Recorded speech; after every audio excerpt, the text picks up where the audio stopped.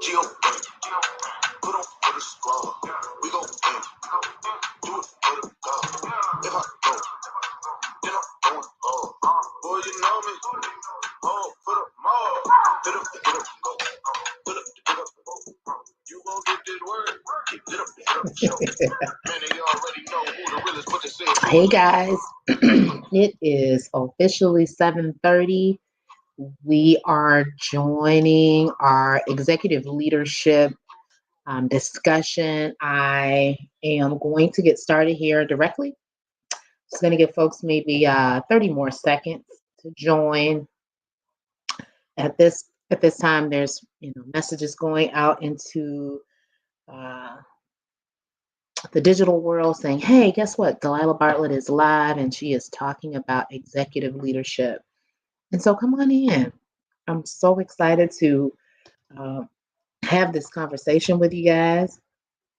As you know, everything about me is to come and really give tools and information, keys to unlock different levels of leadership, different aspects of leadership, to all an effort to collapse time for you. And so people aren't struggling to try to get information, or even if you are an established leader, to really hone in on and help polish up and strengthen the things that you already have going on. And so come on in, we're going to get started because I do want to be respectful of the time of the folks who are prompt in this discussion. So this is Women's History Month.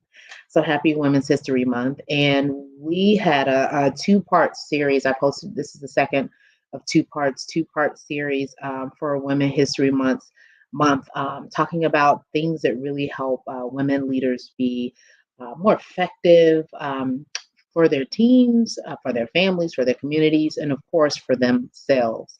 And so this is the part two, executive leadership, harnessing the power of executive leadership. And I don't want this to for anyone to feel excluded. I said this on a post somewhere that for me, I see three categories of leaders. I see emerging leaders, people who are just coming out of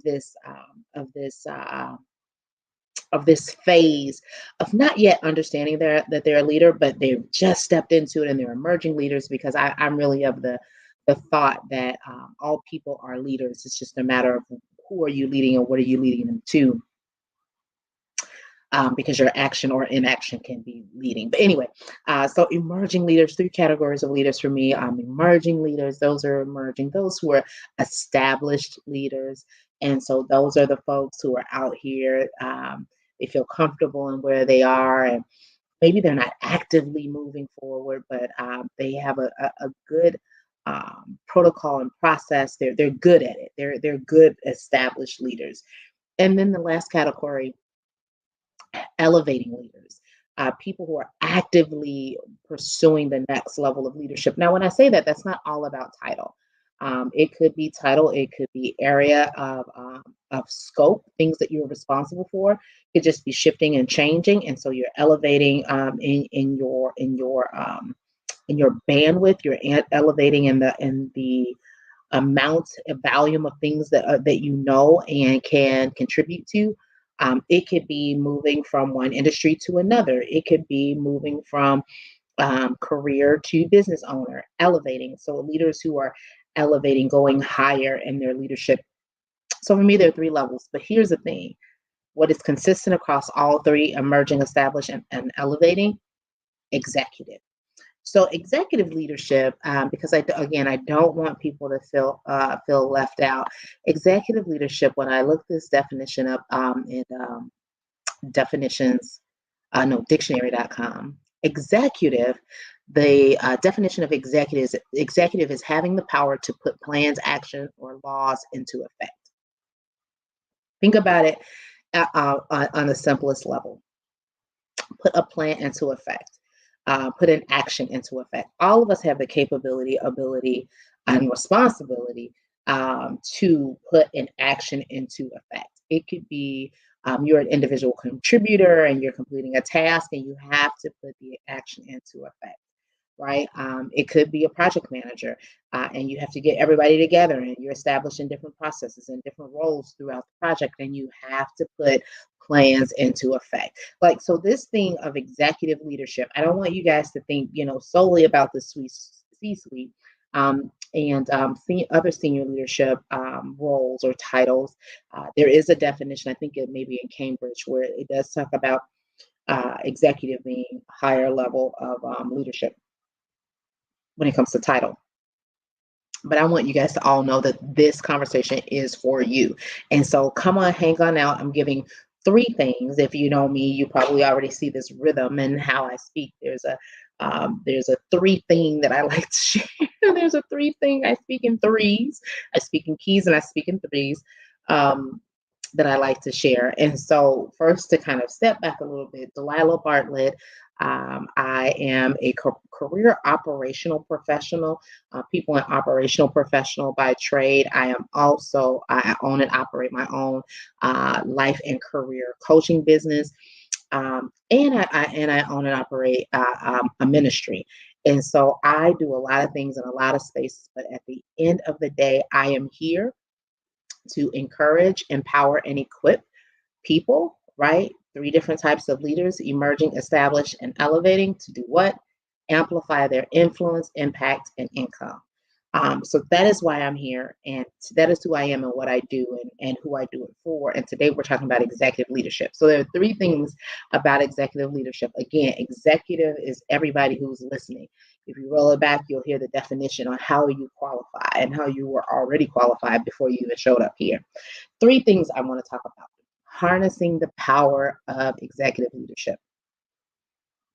And some of this is learned through academia. A lot of it is learned through experience, 20 plus years, decades in corporate America. And then the last now 60 years owning Delilah's and operating Delilah's Downloads. And then over the last year in my coaching business. So anyway, a lot of it through experience, some of it through training, some of it through academia. And so these are things that I think are really going to help people out, that if you've not yet gotten this information, it's going to help you. And if you have, it's going to bring it to light as far as, oh, that's what that is. And I do need to be conscious of it. And so there are three things. Questions, I want to talk about questions, comments, and comfort when it comes to executive leadership. So executive leadership is really characteristics. So having the power to put plans, actions, and laws into effect. That is executive. So that is you, because you have the power to put plans, actions, and laws into effect. And here's where you need to focus, because you are an executive, you are a leader with executive leadership characteristics. One, questions. Have you ever had, or let me share like this. It's been really, really interesting to me in my new role, the weight of a title. I've had different roles, of course. I've built a career from the front line to where I am now, where I serve and in the capacity of a managing director within my organization. And so I've had different roles, right? I've been a supervisor, I've been a director, I've been a lead, I've been a frontline associate, I've been an individual contributor in different products. And so I've had influence. The point is, I've had influence, but there is something about this current level that does something just a little bit different. And I've been learning through it over the last 7 months that I've been in this role. The power of questions. And so listen in. When you have a team, and you're an influential leader, you have to be careful with the questions that you ask. You have a responsibility in the questions that you ask.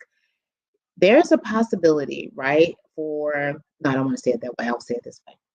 I've had instances where we're just having casual conversation or conversation about a topic, my team and I will ask a question, and that simple question will start a tidal wave of action that I didn't intend.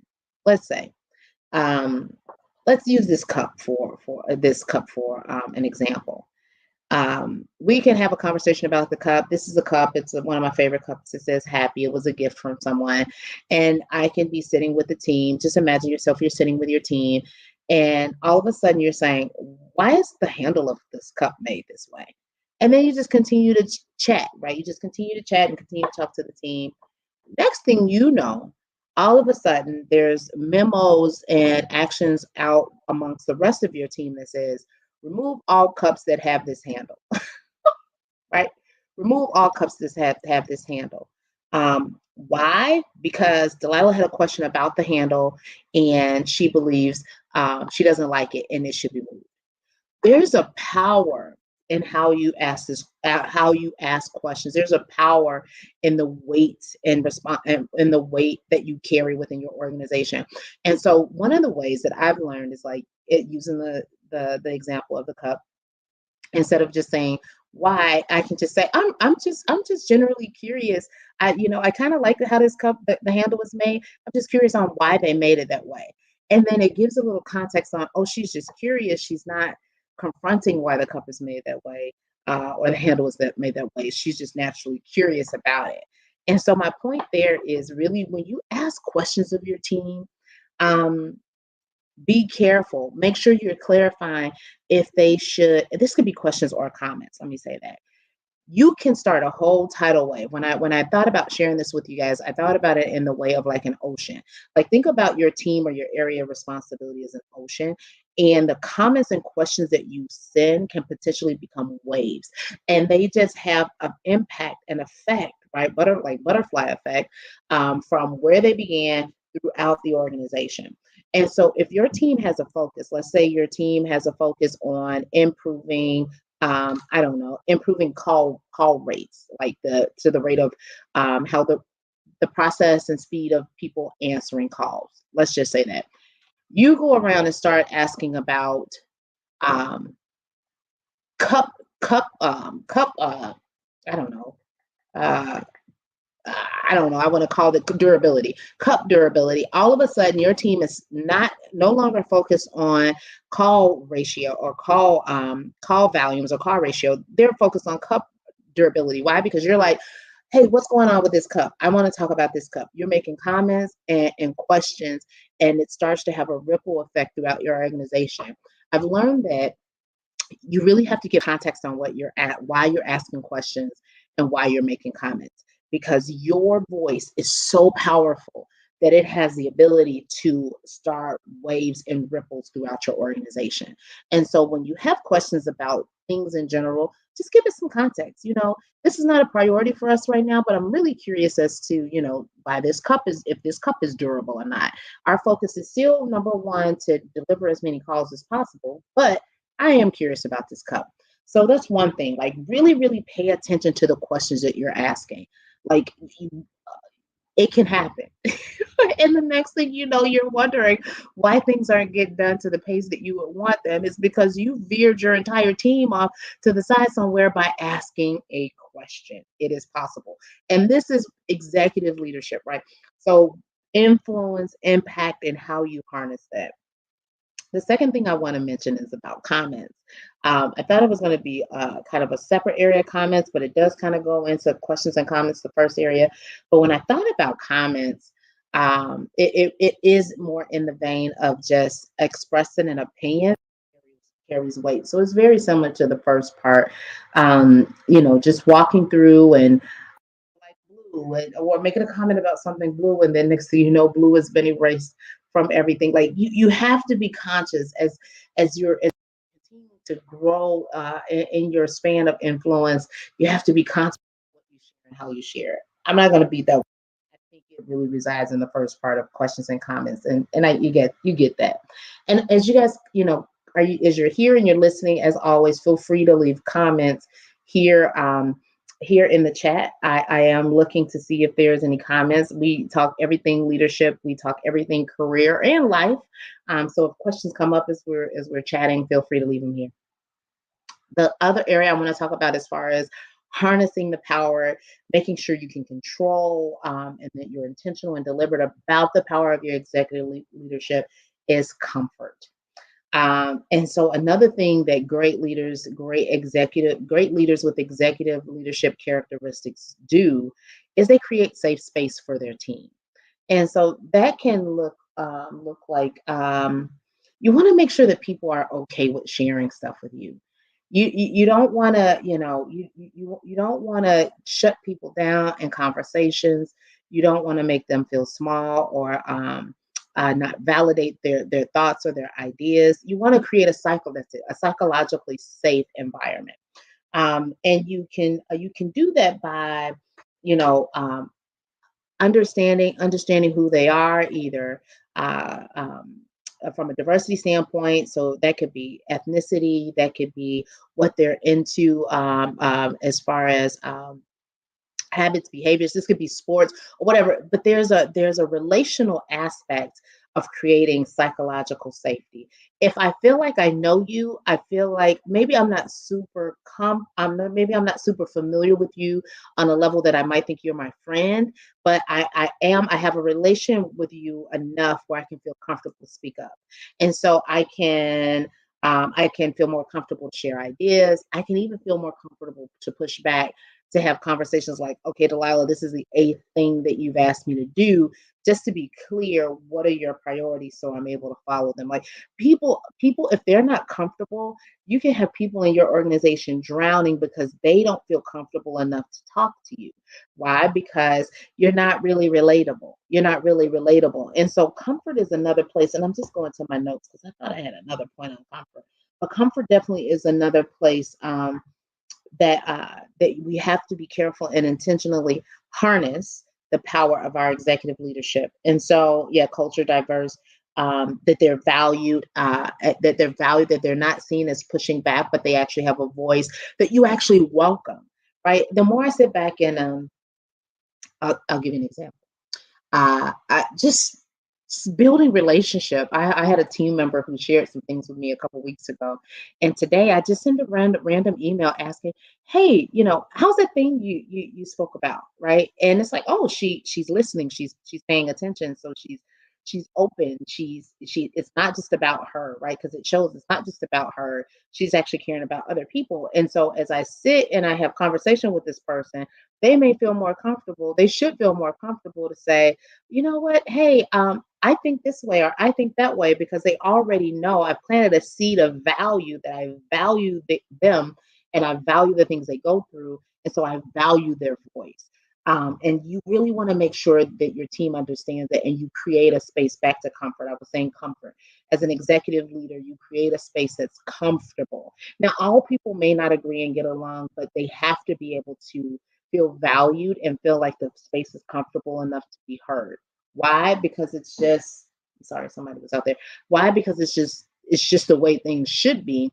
And secondly, because you actually benefit as a leader from getting the power of your team, hearing from them and them not being shut down or filtered too much to be able to get all the goodness that comes with having a team that is inclusive and diverse. So two key things when you think about harnessing the power of executive leadership. One, comments, questions. Be careful with them. Don't just be asking stuff, and people are all of a sudden they're in the ocean, and all of a sudden you come and you're the wave, and they're all over the place doing a million things because you gave no context to the comment you made or the question you've asked. And second, make sure that you're creating a space of comfort where people feel valued, where they feel appreciated. And so they'll be able to continue to grow and build, because that's what you're really doing. You're not leading for the sake of leading. You're leading for the sake of developing leaders. And so in order to do that, people have to have a place to be expressive, and to continue to develop their executive leadership characteristics. And so that's what I have for you guys. Delilah's downloads, under the umbrella of Delilah Bartlett, sharing tips and tidbits so that you don't have to learn these things on your own, or so you can be reminded of these great things that you've experienced before, that I'm just putting at the forefront. It depends on where you are in your leadership journey, but coming to share these things with you so that you can get to your next place uh, quicker, that I can be an accelerant. That's basically it. so I can be an accelerant to what you're doing. But hey, so many things that are going on. I still running a individual, a one-on-one coaching opportunity and program. Uh, Still taking questions and things via email. If you ever need anything, Delilah's downloads at gmail.com is the best email. Of course, anywhere here in social media. Right now, we're live in Facebook, LinkedIn, and YouTube. You can leave questions and I can get back to you there because I'm here to serve. I'm here to serve the next generation and current generation of leaders with information, insights, and keys. I speak in keys, things that help you unlock the next level of your leadership. But follow me on social media. I really, really encourage you guys to YouTube and Facebook are really more unfiltered because I am a holistic leader. I'm not compartmentalized. I'm talking to every part of you, whole, heal, powerful leader, speaking life into you. And so I'm going to leave it at that. But follow me wherever you engage in social media, and I'm sure I'll have some great insights and tidbits for you. Thank you so much for joining. If you guys have any questions, I'm scanning the questions and I don't see anything. Go back. There's a sweet portfolio. There's a portfolio or a suite of videos and information that I've recorded over the years. If you have any questions, again, just leave it in the comments of that video and I will be sure to answer you. Thank you so much for joining. You executive leader, you, because that is you. Do not count yourself out. You are so in the game and you are even ahead of the game. You keep listening here, you'll be even more ahead of the game. I'm looking to give away all the secrets. All right, guys. Have a great, great Tuesday. Follow me on social media because right after this, I'm about to launch something else. And you want to make sure that you're in the know. Share this with your friends because folks need to know this stuff. All right. I'll talk to you soon. Take care.